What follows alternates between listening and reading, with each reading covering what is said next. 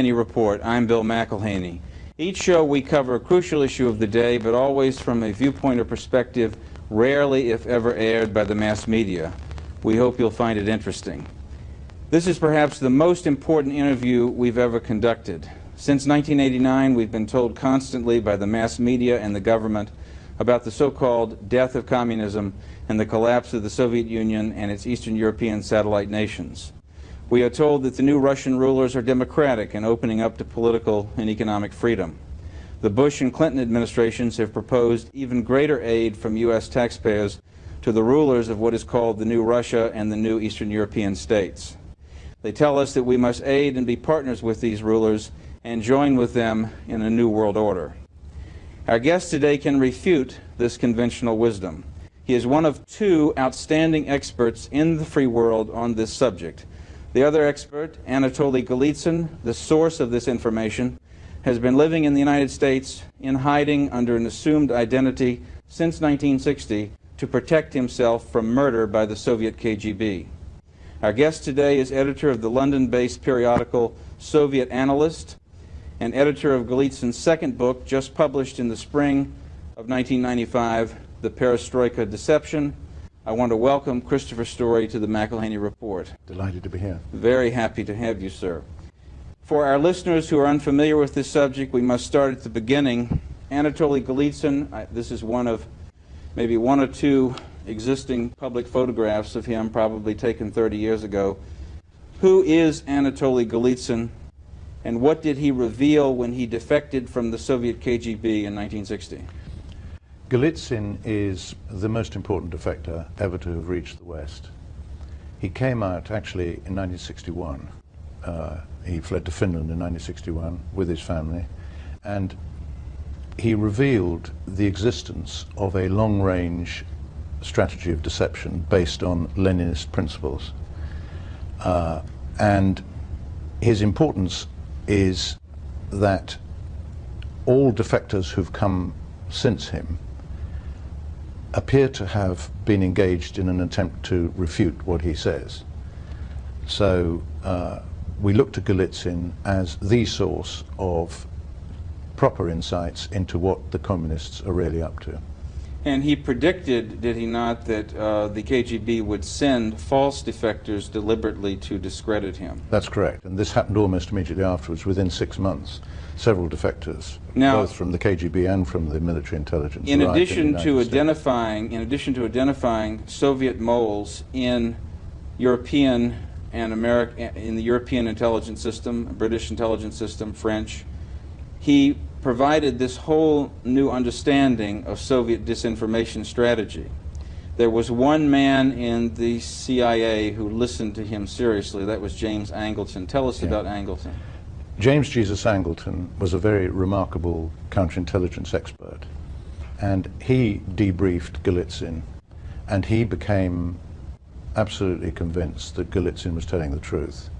This is clear from internal evidence, but Angleton became aware through Golitsyn of the significance of what the Soviets were really up to.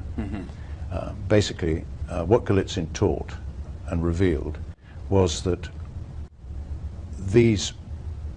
all Soviet governments are Leninist governments. They're driven by the deception strategy perfected by Lenin, which is aimed at achieving a long-range strategy, namely control of the whole world.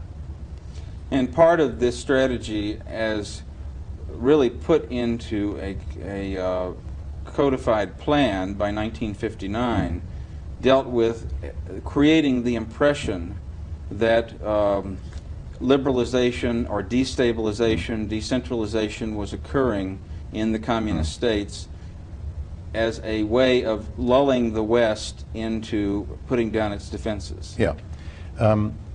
What happened was that, according to Golitsyn, is that after the death of Stalin, the communists realized, in general, that the method of control that they'd been adopting, namely brutal repression, was an inefficient method of achieving control over populations, and that it was more efficient to seek to achieve control through infiltration and deception, and through the control of the minds of the target. And so the party instructed Alexander Shelepin, who was the head of the KGB, in 1958 to develop a plan for the use of the total resources of the revolution. And the KGB and the GRU, military intelligence, were instructed to become the instruments of the mobilization of the resources of the revolution. So between 1959 and 1961, Shelepin developed, perfected, and agreed with the party the full outline of this deception plan. And the deception plan is basically a means of projecting communism into the whole of the rest of the world. And they do it through deception, and we can examine how this is done as we go on. Well, one of the features of the plan, obviously, was to give the impression that the international communist movement was breaking up, that there were splits, divisions, dissent, that there was a rift between Yugoslavia and the Soviet Union, there was a rift between Red China and the Soviet Union. All of these things were examples of this disinformation strategy. And one of the principal goals of it would be that the West would feel more secure and put down its guard. Yes. Lenin's methodology involves the use of the dialectic. Now, the Western mind, which is a civilized, developed mind, does not understand dialectical deception, which is basically a Mongol concept. And the fake Russia-China split is a good example, by creating the false impression that there was a split, which incidentally they've continued ever since, because now we have communist China and supposedly non-communist Russia, so the illusion of the split continues. That's right. The West was lulled into believing that if it supported China, it would be taking precautionary action against Russia. Yes. In fact, what's happening, and is continuing, they are both working together, and their intentions ultimately are hostile. They are aggressively oriented towards the West. Yes, and another consequence of staging, deliberately staging, phony encouragement of, or setting up, let's say, setting up phony, the KGB setting up phony dissident movements within communist countries, and supposedly, or in a theatrical way, presenting what appears to be liberalization or some lessening of tight control. That also has the effect of lulling the underground, the genuine underground opposition to communism in these countries out in the open, giving them the false hope that they can speak out, and then further identifying them and destroying them. Well, this goes back actually to Tsarist days. In fact, the Tsarist secret police were adept at this. But Stalin's henchman, the founder of the Cheka, Dzerzhinsky, was particularly skilled at using what we call false opposition. And in fact, this was the main thrust of Lenin's strategy in the 1920s, when Lenin launched into the West what is known as the Trust. He allowed the emigration of a large number of emigres, and in their number were many controlled communist members of the Cheka. And he introduced this false controlled opposition to Western intelligence, and as a result, the perception of by Western intelligence of what was really happening was distorted. Now, this principle has been applied since 1961, and it came to its fruition under Gorbachev. Gorbachev's perestroika, which means restructuring, is in fact the restructuring not of Soviet society, although that was done for, there was a certain amount of reform and restructuring to give it credibility. Superficial. Superficial. It is essentially the restructuring of the Western mind, the control of the Western mind. That is what it means. Stalin used the word perestroika, and it meant, in Stalin's vocabulary, it meant the reshoeing of a horse. So the West misunderstood perestroika, the meaning of perestroika, thinking that it meant reform of the communist movement. And this is in fact, it's a deception. Yes, and this is because everything that we've witnessed since 1989 has been part of this grand disinformation strategy, which Golitsyn revealed in his 1984 book, New Lies for Old, had been prepared by 1959. Yes. The long-range strategy is what it says. It's a long-range strategy. It took years to come to fruition. There are a number of reasons for this. They had to allow, for example, those with memories of the Stalin repressions to die off. They had to ensure that the true opposition no longer existed, and they have liquidated all true opposition in all East European all communist countries. Which means, with a few exceptions. Which means, as Golitsyn has pointed out, then that and those deceptions are subject to question. Those exceptions are subject to question. Yes, even those.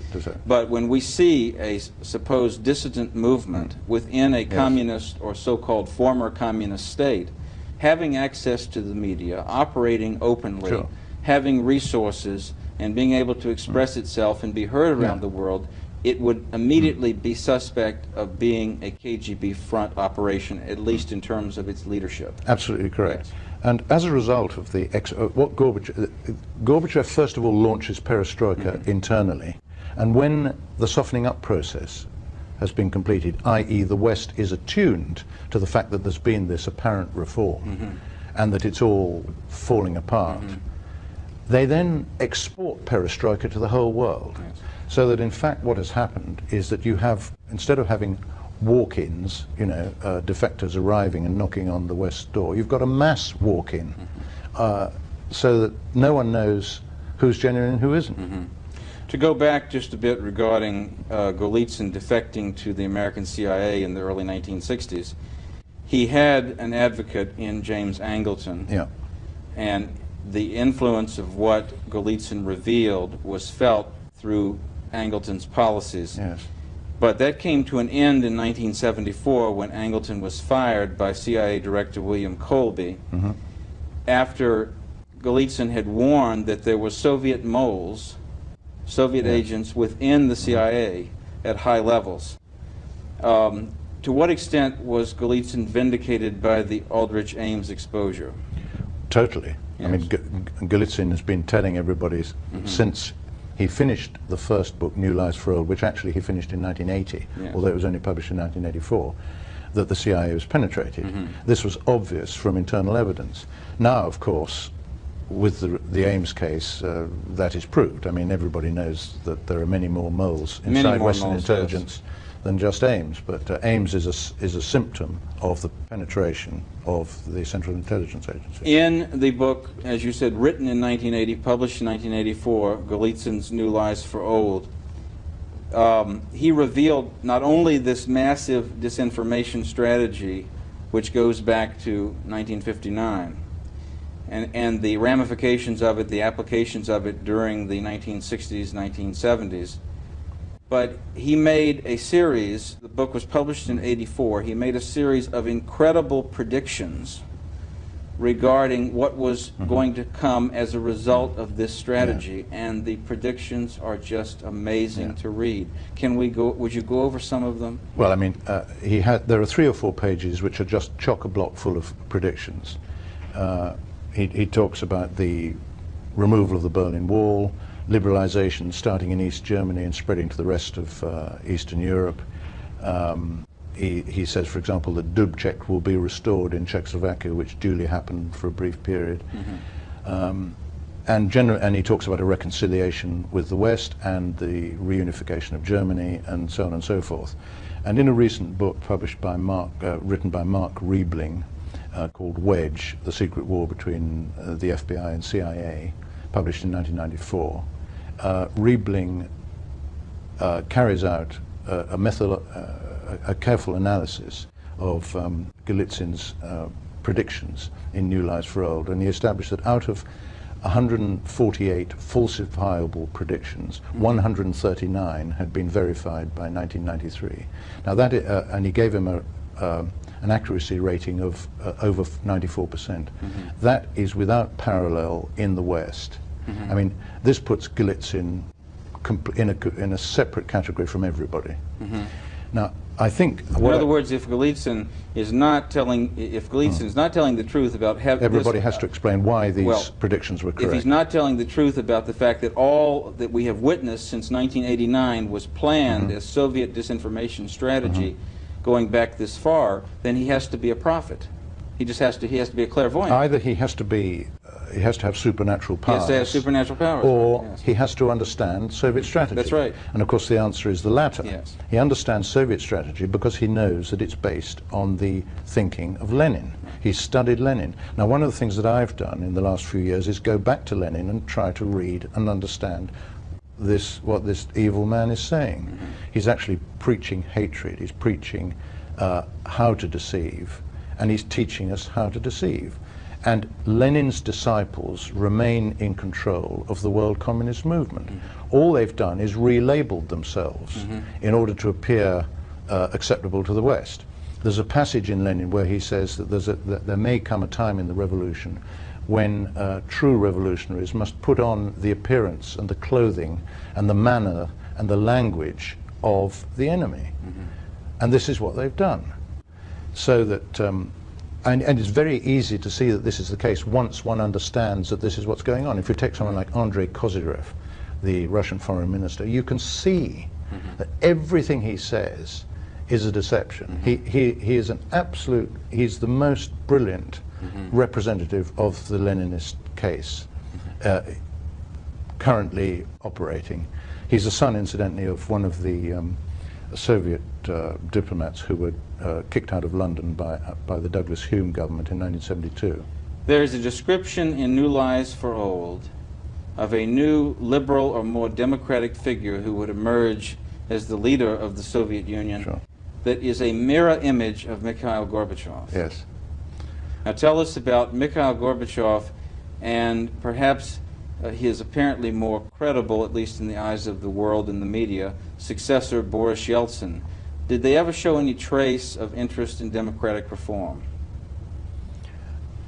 Well, what they did show an interest in was in the continuation of their Leninist strategy. Yes, I mean, exactly. the important point about Gorbachev is that, as in the case of Hitler and Mein Kampf, he clearly and repeatedly laid down in black and white, in speeches and in his book Perestroika, what he was doing. He made it quite clear what he was doing. In Perestroika, he said, we went back to Lenin, we reviewed Lenin, we took inspiration from Lenin, and we based our strategy on Lenin.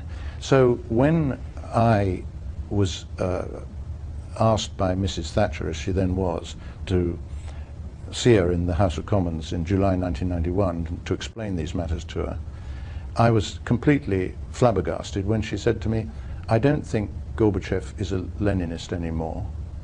And then she also said, I don't think we've been deceived, at least I hope we haven't. So I was, in fact, that was the real turning point in the later part of my life. That was when I realized I should spend basically most of my time trying to explain how she was conned and how wrong she was. Of course, it's very simple to do. You can show from Gorbachev's speeches, from his writings, that in fact he was constantly quoting Lenin. He is and was a key advocate of the Leninist world revolution. And of course he remains so to this day. Gorbachev, as you probably know, is in charge of the so-called Gorbachev Foundation, which various experts, led by Hans Graf Hune, a well-known German expert, have identified as, in fact, the international department of the CPSU. And it's based here in San Francisco. Communist Party, Soviet Union. Yes. Yes. The international department of the CPSU was, in fact, the Comintern. So the Gorbachev Foundation, based in the Presidio in San Francisco, is, in fact, the Comintern. And what Gorbachev is in charge of is influencing the Western elite. And in fact, the key elite, of course, is based here. This is the elite that he has to influence, which is what he's been doing ever since he arrived with a large delegation in Washington in 1987. That's right. And his opponent, or his political rival, or his the opposition, the quote-unquote opposition he faced, Boris Yeltsin, comes from the same Leninist Oh, background. no question. I mean, Boris Yeltsin was awarded the Order of Lenin. He is a Communist Party chief. He could not possibly have risen to the level he did in the structures without being approved at the highest level. I mean, no one can move without approval. Well, now, looking at the reality of what exists today in the light of the predictions Golitsyn made in New Lies for Old, we see that, as he predicted, the Soviet Union and its power and control over its republics, separate republics, and satellite nations still continues through the same KGB and leaden bureaucracies that have simply been given new names, Well, but that are still in place, yes. fully in place. the so-called independence of the Soviet republics is false and provisional. It's based on Lenin's fake Far Eastern Republic, which he set up in the late 1920s. And the existence of these republics has been brought about for a number of strategic reasons. I mean, at a fairly low level, one of the most important reasons is that the World Bank and the International Monetary Fund and all the international institutions have been penetrated by all these countries. So instead of just having the USSR and Ukraine and Belarus up to 1990, we now have 16 of these republics. So that suddenly we've got 16 KGBs and we've got 16 delegations in the World Bank and the IMF, so that these institutions have now have metamorphosed into instruments of the revolution more clearly than was the case before. That is one reason why they are provisionally they were given this curious independence. But another very important reason is that with the apparent independence of these countries, they opened up scope for independent military action, so that the repression which subsequently took place in Georgia, Tajikistan, Moldova, and in Abkhazia could take place. The minorities could be suppressed, and Russia could be whiter than white. Do you see what I mean? Yes. In other words, the repression was carried out by apparent non-communists. Was delegated to... Was delegated. Yes, right. And it was actually in the case of Georgia where the most severe repression has been taking place, supervised by Shevardnadze, who the West thought was a Christian. Was not only a Christian, but baptized a Christian, but the architect of the end of the Cold War. Yes. He's known as Stalin II in Georgia. Yes. All right, in the early 1980s, Abraham Shifrin of Israel, an expert on Soviet concentration camps, published a guidebook to these camps listing over 1,700 concentration camp sites in the Soviet Union with millions of prisoners. Are we to believe that all of these suddenly vanished in about 1989? Are we to believe that these people suddenly, all of a sudden, set aside their ideology and suddenly started talking normally? Or the some 60 million members of the Communist Party of the Soviet Union, did they all stop being members of it instantly at the same time? Golitsyn makes it quite clear in his new book, The Perestroika Deception, that the power structures depend on the continued adherence to revolutionary objectives of the Komsomol. There are over 50 million members of Komsomol. They work closely with the structures. And so he says somewhere in the book, he says, scratch any of these so-called sudden instant Democrats, and you will find underneath them a Komsomol or a secret party member.